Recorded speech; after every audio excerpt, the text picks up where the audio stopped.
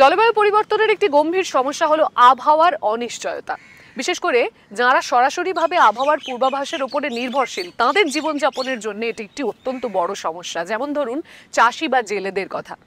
এই সমস্যার সমাধানে ভারতের শখের আবহাওয়াবিদরা স্থানীয়ভাবে সংগ্রহ করা তথ্যকে ছড়িয়ে দেবার একটি চমৎকার উপায় বেছে নিয়েছেন।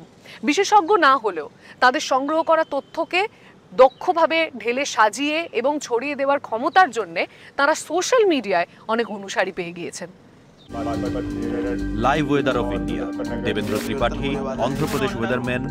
ইউটিউব, এক্স, ফেসবুক ও ইনস্টাগ্রাম খুললেই শখের আবহাওয়াবিদদের দেখা মেলে। এই বিশেষজ্ঞদের অল্প কয়েকজনই প্রকৃত আবহাওয়াবিদ। কৈশোর থেকেই প্রদীপ আবহাওয়া বিষয়ে উৎসাহী।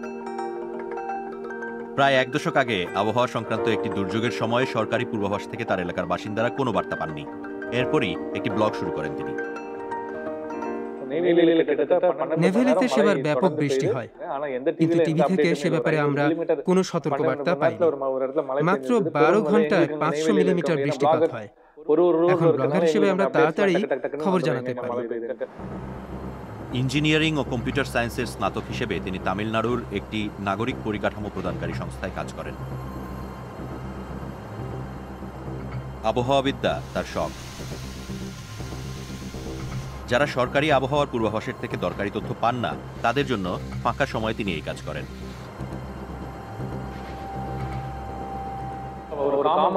মানুষের জানা দরকার কখন বৃষ্টি হতে চলেছে, কখন থামবে এবং বেশি বৃষ্টিপাত হবে কিনা। আমরা তথ্য দিলেই লোকেরা সেই মতো পরিকল্পনা করতে পারে।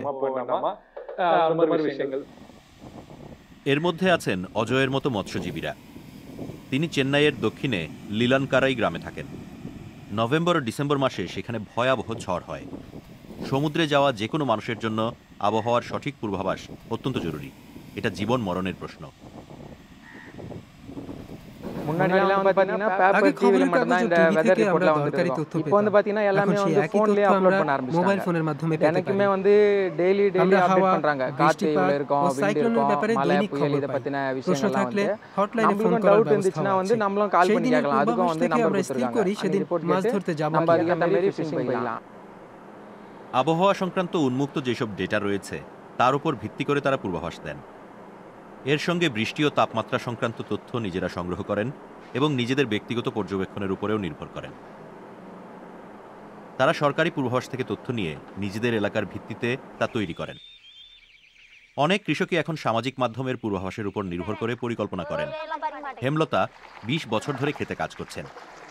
অক্টোবর থেকে ডিসেম্বরের বর্ষাকাল তার জন্য সমস্যা সৃষ্টি করে। সামাজিক মাধ্যম আমাদের অনেক সাহায্য করে। তথ্য আমাদের কাজে সুবিধা করে দেয়। প্রতিরোধমূলক ব্যবস্থা নিয়ে ফসল রক্ষা করতে এরা আমাদের সাহায্য করে। জমিতে জল জমলে ফসল নষ্ট হয়।